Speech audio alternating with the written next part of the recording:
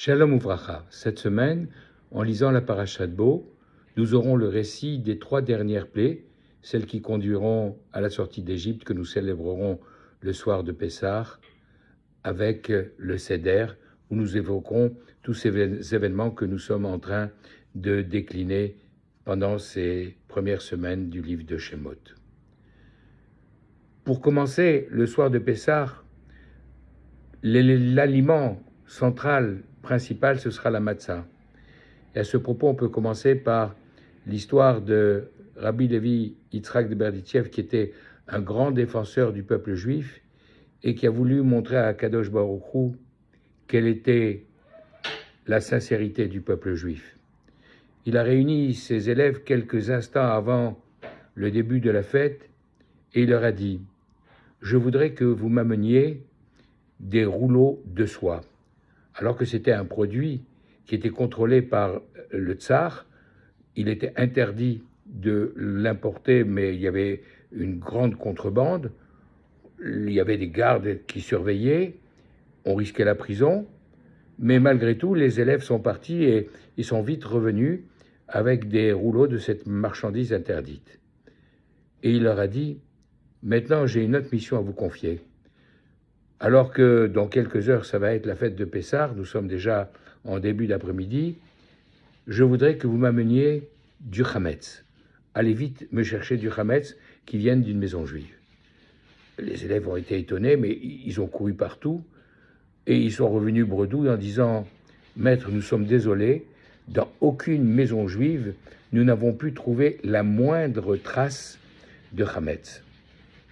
Tout a été détruit avant l'heure prescrite. » Alors, Rabbi Levi Yitzhak, Levi de Berditchev, lève les yeux vers le ciel et dit à Kadosh Baruch Hu, tu as vu tes enfants, comme ils écoutent tes lois.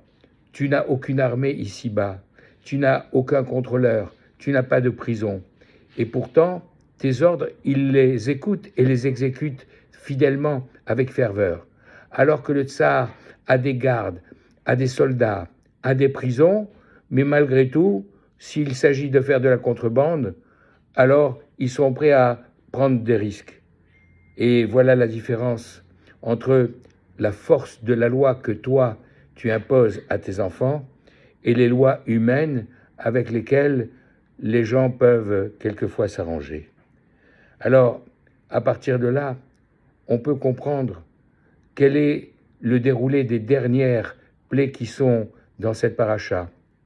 Les sauterelles, l'obscurité, avant de terminer par la mort des premiers-nés qui déclenchera la sortie d'Égypte, expulsée littéralement par les Égyptiens qui ont peur maintenant de tous mourir. À propos de cette plaie des ténèbres, un élève vient demander à son maître « Mais, maître, pourquoi cette plaie a-t-elle duré 3 jours ?»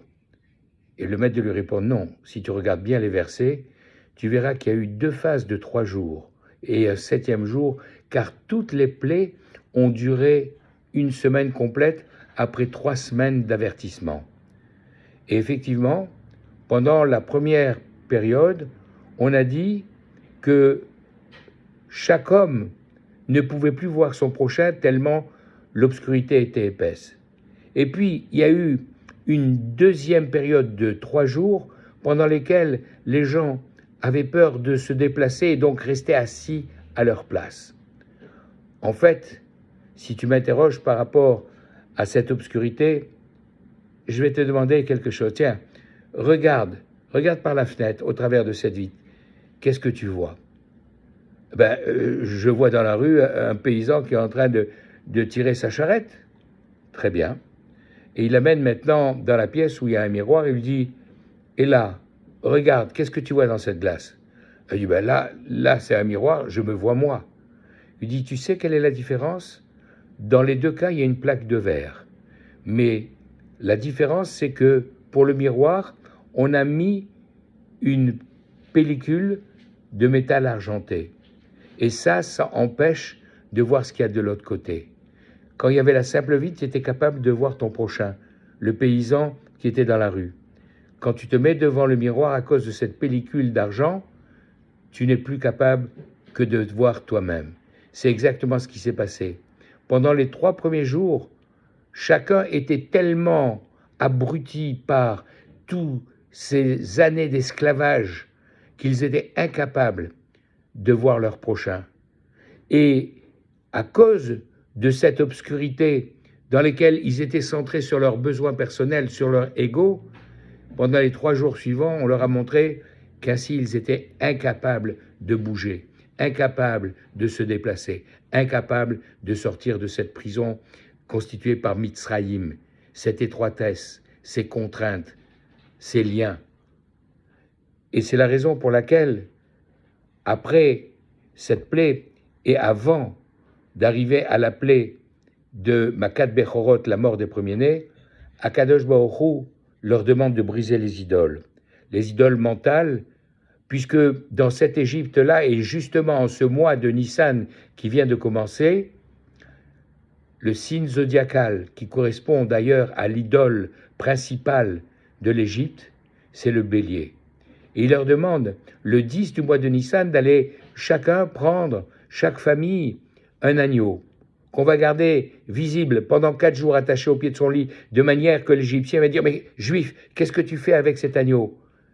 Et le Juif, prêt à sacrifier sa vie en affrontant son maître, l'Égyptien, de lui répondre, mon Dieu m'a demandé de prendre un agneau et de l'attacher à mon lit. Et qu'est-ce que tu vas faire avec ma divinité?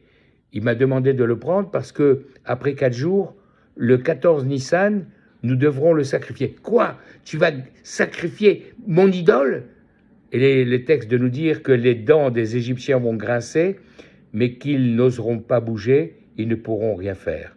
Et c'est parce que les Juifs ont été capables de sortir de leur prison mentale, de briser les idoles, qu'effectivement, avec le sacrifice pascal, dont le sang badigeonnera les poteaux de leur maison, ils diront, l'Égypte, l'esclavage, c'était jusque-là. Au-delà de cette porte, c'est la liberté, c'est la soumission volontaire à l'autorité de Dieu qui nous permet de sortir de cette Égypte. Et en fait, tout cela, c'est ce que nous dit le Baal Shem Tov dans cette histoire par laquelle je voudrais terminer, c'est pour nous dire que un roi avait invité ses enfants à venir lui rendre visite dans son château, et il avait placé avant le château des murs d'illusion, des bêtes sauvages imaginaires pour justement les tester. Alors, lorsque les enfants arrivent, certains d'entre eux sont effrayés. D'abord, comment passer ces murs? Et puis, derrière, il y a des bêtes sauvages. La plupart ont rebroussé chemin. Un des fils a eu le courage de continuer à avancer, et quand il était contre le mur, il a vu que c'était un mur d'illusion qui s'est dissipé. Et quand il s'est approché de ces bêtes sauvages, il a vu qu'elles aussi, elles n'étaient qu'imaginaires. Et il a continué, il a pu aller jusqu'au palais, arriver auprès de son père. Et son père lui a dit, mais pourquoi toi, as-tu eu le courage de faire ce que tes frères n'ont pas fait? Et lui de répondre simplement, parce que je me suis dit, mon père m'aime. Et si mon père m'aime et me demande de venir, alors tous ces obstacles, tous ces bêtes sauvages, tous ces dangers ne peuvent être qu'imaginaires. Si je place ma confiance en Dieu, alors je peux traverser tous les obstacles. Et c'est ce qui se passait. Et c'est ce que dira Dieu, l'Erter Achara Baemidbar. Oui, je t'ai demandé de sortir d'Égypte et tu t'es pas posé de questions avec quelle provision, qu'est-ce que tu allais faire, où tu allais aller. Tu m'as suivi aveuglement, avec ta foi qui a remplacé toutes ces idées idolâtres qu'on t'avait imposées pendant ces 210 ans de séjour en Égypte. Alors justement, avec la matzah dont on nous donne l'ordre de la consommer le soir du Seder et pendant les 7 jours de la fête de Pessah, dans cette paracha, on terminera par la mitzvah des téphilines qui sont là pour nous rappeler chaque jour en les mettant sur notre bras et entre nos yeux, cet événement qui a été l'événement fondateur du peuple juif, et on terminera en disant, de la même manière que tu nous as montré tes prodiges au moment de la sortie d'Égypte, Fais-nous voir maintenant, aujourd'hui, des prodiges aussi grands, sinon encore plus grands, pour nous amener la Géoula et la sortie de cet exil d'hommes que nous attendons. Kol Touv.